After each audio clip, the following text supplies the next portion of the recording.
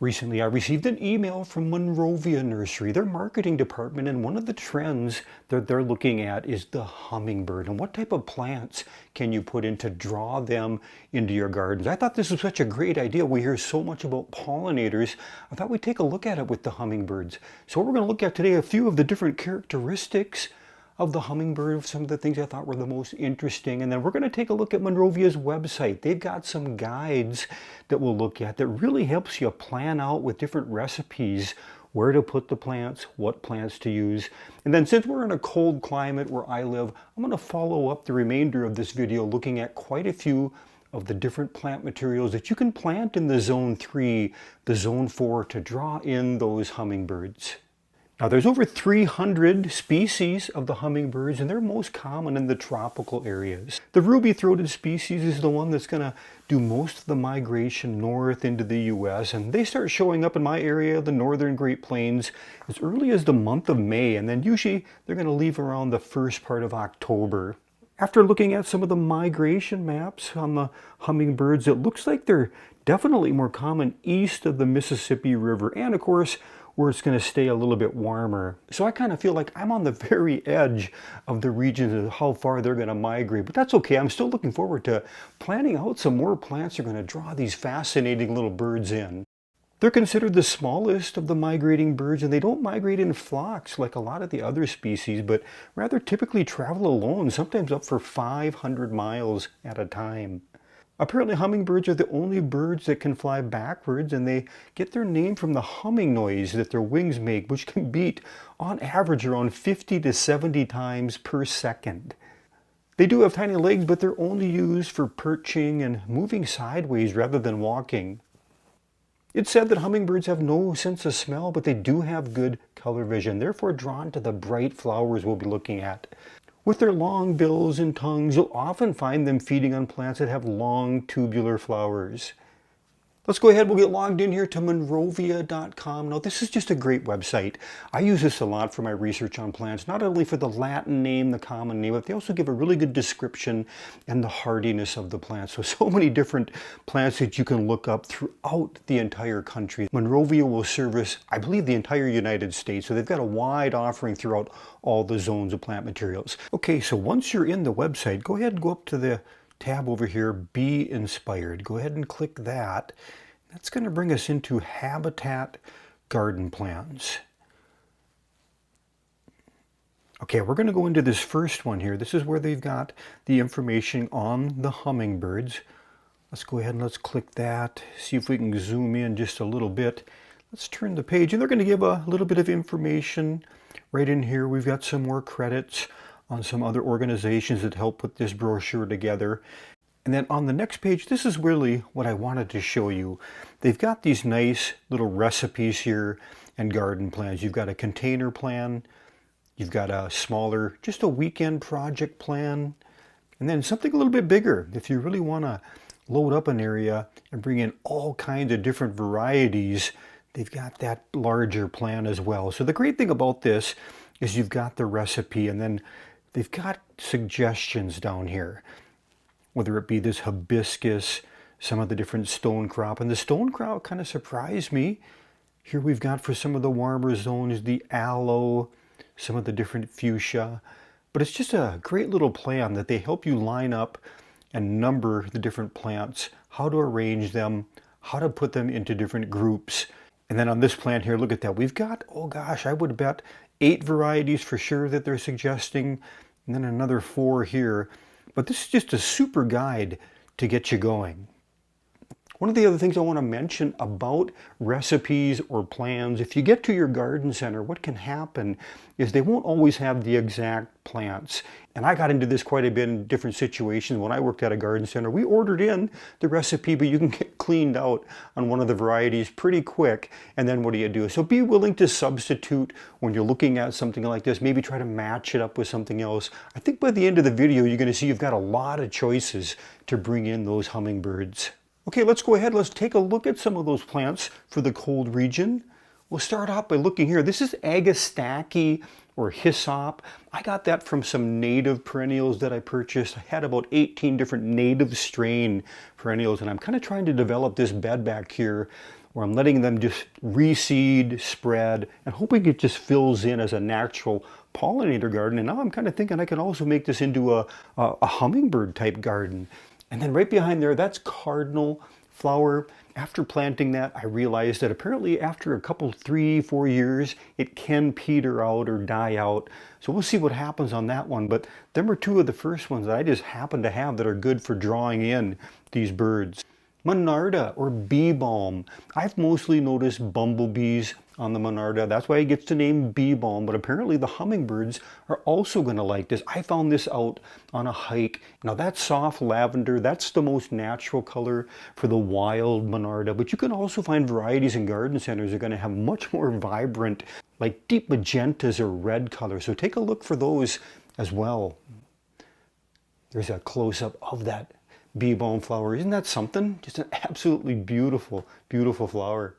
Next, we're going to look at the penstemon. This is the Dakota penstemon. Look at that long tubular flower. That's a bumblebee going in there. But this is also going to be a good one for the hummingbird. And with this perennial, you've got a really nice, a dark purple foliage. This is one of my favorite perennials for sure. So I'm excited to see if we can get some hummingbirds on this as well. The hostas, I guess I was a little surprised that the hosta showed up on my search for hummingbirds, but it does have that tubular flower. So we'll see what happens there. I don't grow a lot of hostas. I've got more sun in my yard than shade. But hey, if you like hostas and you've got a lot of them, let us know in the comments, maybe if that's working for you to draw in these birds. And here we've got catmint. This is a great one for drawing in bumblebees, honeybees. I've never seen a hummingbird on it, but I'm hoping that I can find one on this as well. But a great, durable, tough perennial. You just can't go wrong with the catmint. And the columbine, yeah, this can grow in shaded areas, full sun areas. So kind of a durable plant. And again, you can see that tubular flower, which probably would draw in the hummingbirds. So another really nice perennial. The sage or the salvia, I believe one of the sages was mentioned on that guide that we looked at from Monrovia. There are white salvias, but I grow most of the deeper shades of the blue or the purple salvias. Great for bees, for sure, and we'll take a closer look again for hummingbirds on that perennial, but a nice, tough, hardy perennial. Trumpet vine. Now the trumpet vine's hardy to zone 4. It is a vigorous vine. In fact, it's so vigorous, I've seen areas where it's completely consumed an arbor or a trellis. And then the next season, you can have pretty severe dieback from time to time.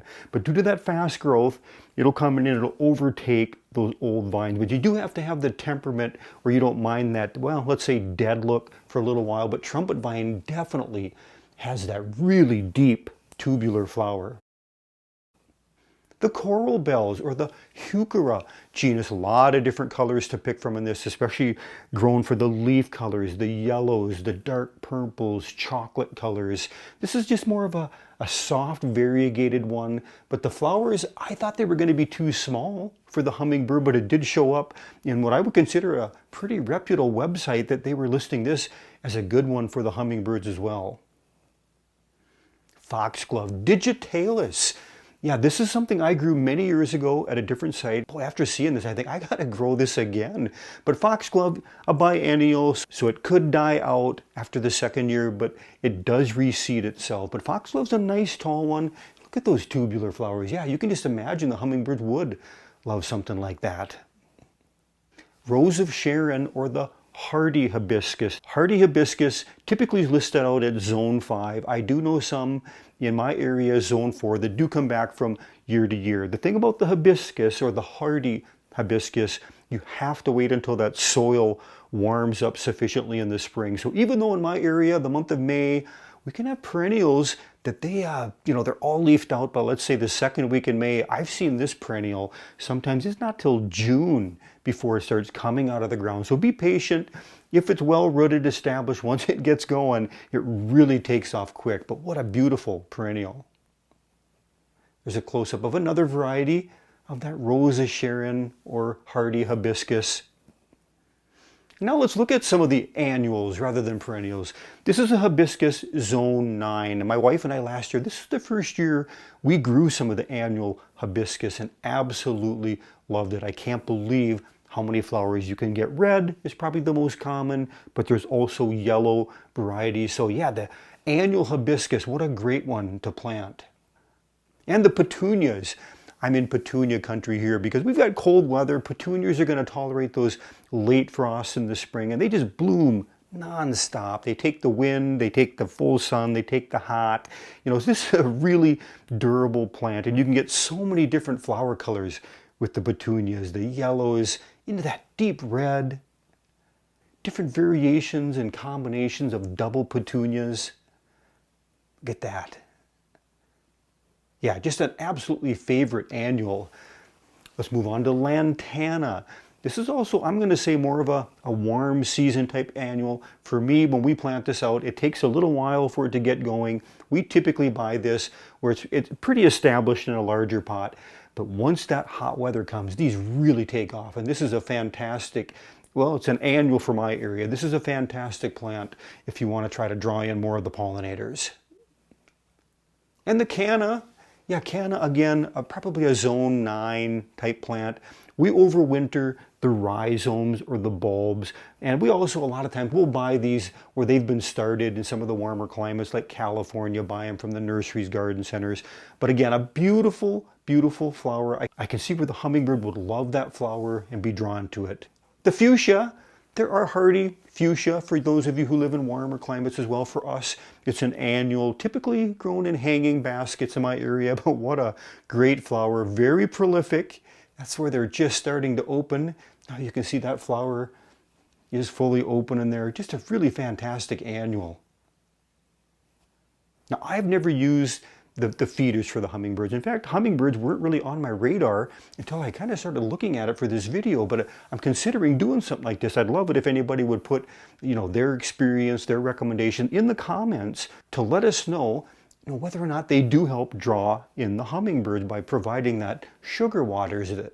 And I thought I should probably mention too that there is an insect called a hawk moth, and it's got a lot of the same characteristics or habits that the hummingbirds have, but it's not a true hummingbird, but it's got, look at how it just floats and vibrates with that high wing speed, and then it's also got a very long mouth part where they can get into some of those deeper tubular flowers. So keep an eye out for that. It's quite a bit smaller than a hummingbird, but they're also really fun and interesting to watch. And that brings us to the end of this video on hummingbirds. I hope I've given you some ideas, made you a little bit excited for spring, that you can go ahead and get out there and also plant some of those great perennials to draw in the hummingbirds. Thanks for watching Garden Hike. I appreciate it. We'll see you again next video.